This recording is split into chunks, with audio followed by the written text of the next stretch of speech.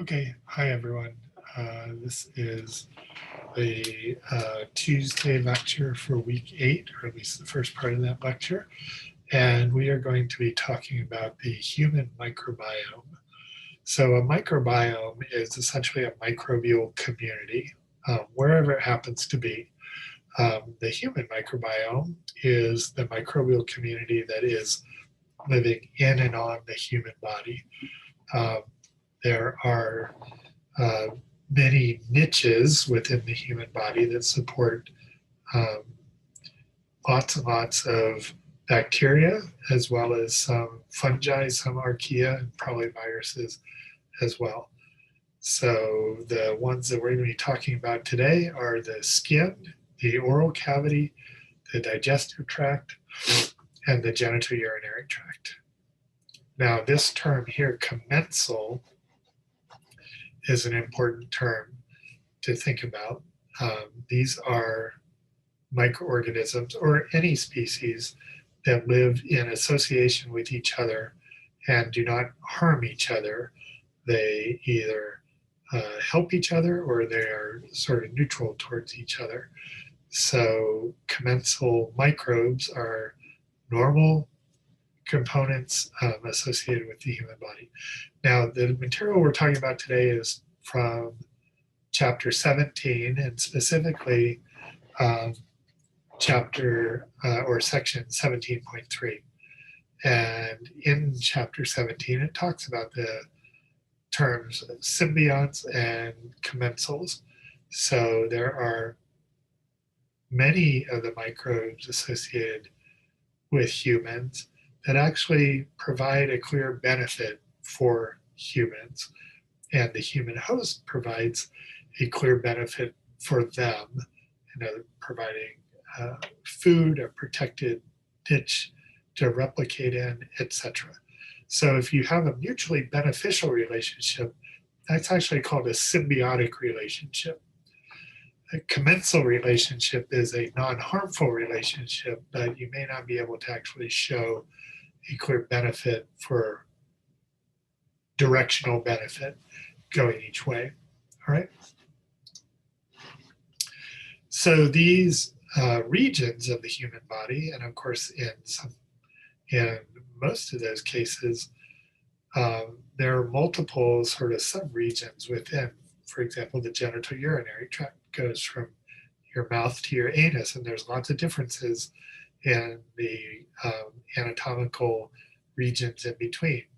Your mouth has a lot of different components to it, your skin, etc. So, this isn't a single niche, but essentially microbes can have functional roles within the various sub-environments. So as it says here, microbes exist in microenvironments. The conditions, environmental conditions, the chemical conditions can change dramatically over relatively short physical distances. So the success of microbes in occupying each of those sort of microenvironments is going to depend on their ability to obtain nutrients and deal with the host, either defenses or opportunities offered by the host within that micro niche. Okay, so there's going to be a lot of variation. There's going to be a lot of variation between people, since each of us is slightly different genetically and physiologically, etc. So there really is no single consistent composition of the microbiome in any of these places. All right, so how do we actually analyze the composition of the microbiome in any given niche? There are two ways we'll talk about. One is just looking at the 16S ribosomal RNA.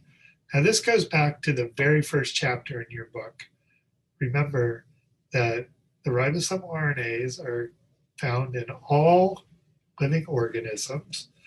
In all bacteria, they're a pretty similar shape and sequence. So the 16S is basically the molecular size of the ribosomal RNA. It's not in lengths of bases. It's in a different unit of measurement, but that doesn't matter. The length is typically 1,500 to 1,600 bases, okay? And as chapter 1 talked about, it can be used as sort of an evolutionary measuring stick because it's there in all organisms. And this is what Ralph Woese used to develop that first sort of universal phylogeny that had the bacteria, the archaea, and the eukarya in it. So we can also use it to identify species in bacteria because there's enough variable sites in those 1,600 bases in this ribosomal RNA sequence that we can see characteristic sequences are associated with particular species of bacteria. And the divergence in sequences is proportional to the length of time that species have been separated, so the evolutionary distance between them. The great thing about the 16S ribosomal RNA is that some of the sequences within it are very highly conserved. So you can actually generate primers for polymerase chain reaction that will work universally on basically all bacteria. So you can amplify a segment or most of the 16S ribosomal RNA and then compare the sequences in between. So this is a super useful tool, right? So if you wanted to do this sort of population cataloging using the 16S ribosomal RNA, you would isolate DNA from the sample. Now in theory, you could amplify from RNA as well if you did reverse transcriptase mediated PCR, but it's a lot easier to do it from DNA because the 16S ribosomal RNA is encoded in the DNA. So you can use the DNA as your starting material for PCR. You amplify the gene sequence by PCR, and then you actually determine the sequence and compare it to databases that allow you to identify species of bacteria based on their 16S ribosomal RNA sequence. Okay, that gives you like a population profile. Who is there? All right, which is useful, you know, especially because you can then compare between people, etc. You can compare between niches in the body, all that. Now, if you want to get in a little more information out of it, you want to know not just who's there, but what are they doing, you might take the metagenomics approach. Okay, the metagenomics approach, you isolate DNA from the sample, then you break it up and sequence all the DNA. So you haven't amplified one particular gene by PCR, you're sequencing all of the DNA. So you get all the genes that are there. Okay, so you sequence all of them, then compare them to databases that allow you to predict what enzymes are encoded, for example. Now, you may not know who that enzyme or that gene actually belongs to, but at least you know what it's doing, and you can combine this with 16S rRNA cataloging, or you just use the ribosomal genes that you get out of the metagenomic analysis, and you can pretty much figure out both who's there and what they're doing. I should also say that with current developments and what's called long-read sequencing, you can often actually get complete genome sequences from this kind of analysis as well. So you will know what organism a particular gene came from because it's all on the same chromosome, right?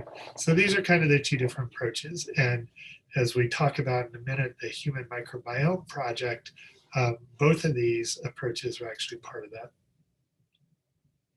Okay, when we're talking about microbial diversity, we kind of need a way of figuring out what a species actually is in bacteria. Now, this isn't something we've talked about very much in this class, but you should realize from your other biology classes that species are usually defined as populations of individuals that can interbreed with each other, which is a very sort of macro organism perspective on speciation, and it implies sexual reproduction as well. Of course, bacteria don't do that, although they can share genes occasionally. That's generally not part of their replication process. So we have to have a way of sort of defining what is a species in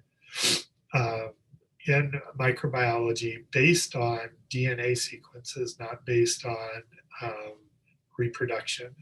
Okay, so a term that you will see in the paper on the Human Genome Project is a very clunky term called the Operational Taxonomic Unit, or OTU, right? This is kind of a long way of saying a species in the microbial world, right? So typically an OTU is defined as a group of organisms that shares at least 97%.